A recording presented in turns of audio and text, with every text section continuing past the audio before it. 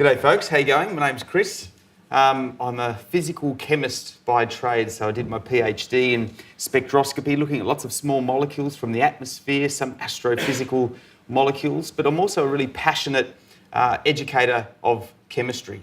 So I was going to talk to you today about something that's very close to my heart, and I think it's actually very close to everyone's heart, and that is food, and the chemistry of food. And what I'm going to talk about today is cupcakes. Something nice and simple, something that we all like to eat.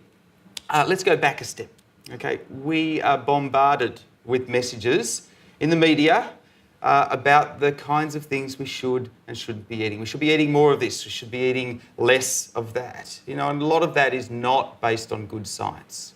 But even the experts disagree on a lot of the key points. So what I want to take you through today with a cupcake as my subject is the basic chemistry of food. Okay, what are the atoms and the molecules, the chemicals, and they are chemicals, they're natural, but they're still chemicals. What are the chemicals that we're putting into our mouths to sustain us?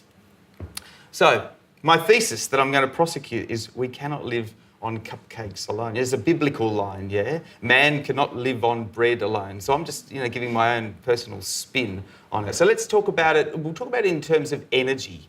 Okay, so we consume food for a number of reasons, but one of the predominant reasons is to energise our systems.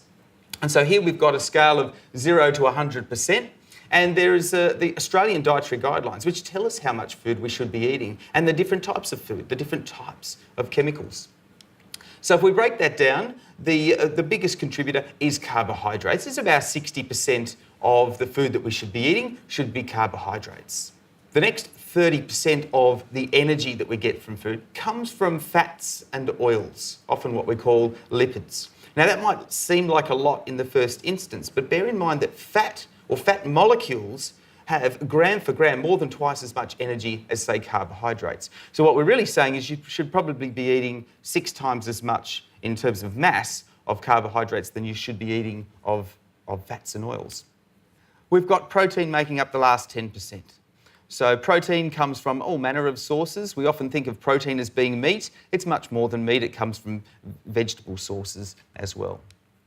So let's break down the cupcake and test out my thesis on whether or not we could live on cupcakes alone. Let's start with carbohydrates. In my cupcake recipe, we're running at about 70%. 70% of that energy that you would get from eating the cupcake is coming from the carbohydrates. Now, I know what you're thinking. What sort of carbohydrates, yeah? The elephant in the room here is there are all sorts of different carbohydrates, and some potentially worse for our health than others.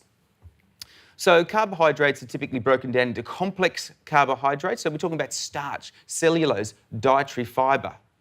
We also have the sugars. So with the sugars, we've got glucose, fructose and sucrose. That's just to name a few, but they're probably the 3 main sugars that we're consuming in our diet.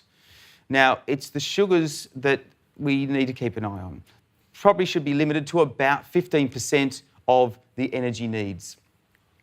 This molecule here is sucrose, and you'd be pretty familiar with this. This is the stuff you sprinkle on your cornflakes. Actually, this molecule is composed of 1 glucose molecule and 1 fructose molecule put together.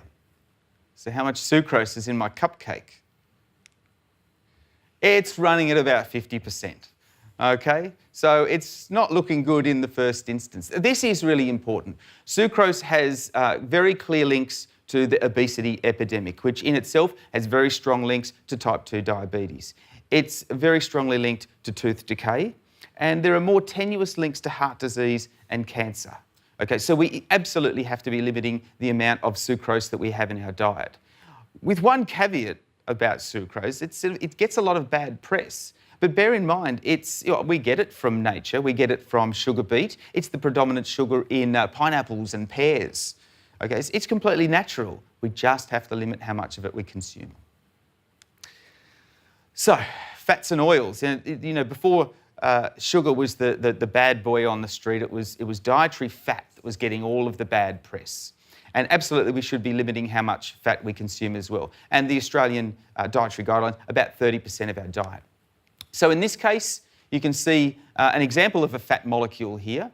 And in my cupcake recipe, it's about 30% of the energy content, which is consistent with what we should be having in our diet. So perhaps it's not so bad here. Perhaps.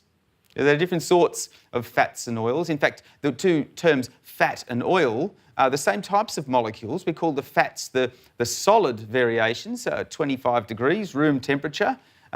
If you have a molecule like this and it's a solid, we call it a fat. You guys will be familiar with olive oil and vegetable oil. At room temperature, it's a liquid. We call those the oils, but they're the same types of molecules. They do have structural differences though, and you will have heard of probably saturated fats and unsaturated fats. This is an example here of a saturated fat. Now they recommend that you keep your fat consumption, fats and oils, limit to 10% saturated fats, and the rest should be unsaturated or polyunsaturated fats. So what about my cupcake recipe? It's got a good dose of butter in it. Yeah, butter, solid, about 50% saturated fat. Okay, so probably not a good sign. And this, of course, is why some people replace butter with things like margarine, because it has a higher degree of unsaturated and polyunsaturated fats. Now, I should like to mention, again, there's a caveat here. Fats and oils and other sorts of lipids, phospholipids, so thinking egg yolk is about 1/3 a phospholipid, still a kind of non-polar molecule, what we call a lipid, very important for health. The sterols, such as cholesterol, we don't want too high cholesterol, but some cholesterol is absolutely essential for the health of the cells in our body.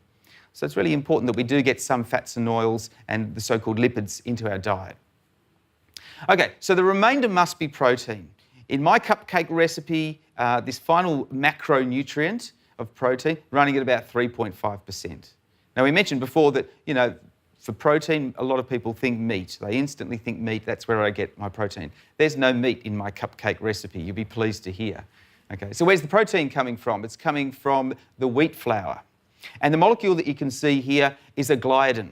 Gliadin is one of many proteins that you get from wheat flour. It's one of the predominant proteins. You've possibly heard of gluten. A lot of people, intolerant to gluten. So gliadin is one of the two main proteins in gluten. Okay. You can see in this case here, this molecule has many atoms in it. So we saw sugar, it has, in the order of about 40 atoms. The fat molecule is getting towards 100 atoms. Protein molecules, you're starting to talk about thousands and thousands of atoms at a time. The other key difference is, in contrast to carbohydrates and the fats, which have hydrogen, carbon, and oxygen, in this case, protein also has nitrogen. So it's through protein that our body gets its nitrogen. These molecules are so big that it's not typical that we look at them in that ball and stick kind of picture. We often use these so-called ribbon diagrams. Now, this shows the linear chain of amino acids that proteins are made from. So proteins are really basically long strings of molecules which we can break down into amino acids. In fact, if you zoom in, you can see these sort of nice little structures. There are little spirals in there, and that's where this chain of amino acids sometimes spirals in upon itself. We call that secondary structure. This structure is really important for the biological properties that many proteins have. Now, proteins not just for energy, of course. So proteins make up all sorts of biochemical or contribute to biochemical processes. Think enzymes and so on. So many of these molecules are incredibly important for good health. So over 99% of the energy that we put into our body is from food types, which consist of just 5 elements from the 118 elements available to us in the periodic table. Okay, so what about the rest?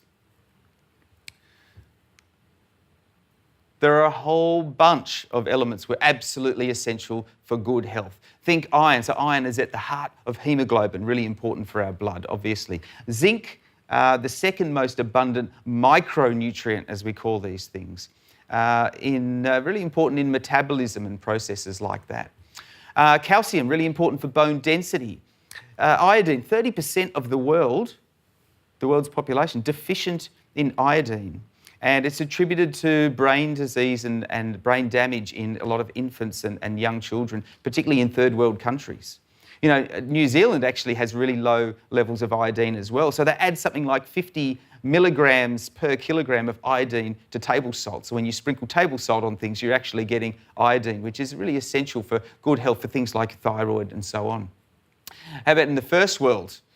Sodium. If anything, we have too much.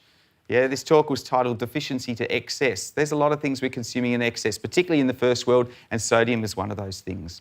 Cobalt, it's the metal at the heart of vitamin B12. This is just 8 further elements from the periodic table. So there's still a lot that I haven't even mentioned here, many of which are really important in good health. You probably didn't need me to tell you that a diet of cupcakes alone is probably not a good idea, okay? But yet we yearn for these diets. So you read the popular press, they're constantly talking about these absurd diets, the Atkins diet. The low carbohydrate, high fat diet is one of the latest ones. The raw vegan diet. Yet we're yearning for these diets. But I put it to you, it's not that complicated. We know what sort of molecules, atoms and micronutrients, macronutrients we should be putting into our body. And if you can follow a recipe and bake a cupcake, I put it to you, you can come up with a recipe for the diet that you should be consuming. There's no perfect diet. There's all sorts of different variations. But it is basic chemistry, people, what you should be putting into your body. I've got some good news for you, though, in case you thought, I've just ruined cupcakes for you. The amount of energy in one cupcake, in the daily diet, about 8,700 kilojoules. One cupcake, it's probably about 1,000. So I reckon one cupcake every now and then is probably okay. Thanks a lot.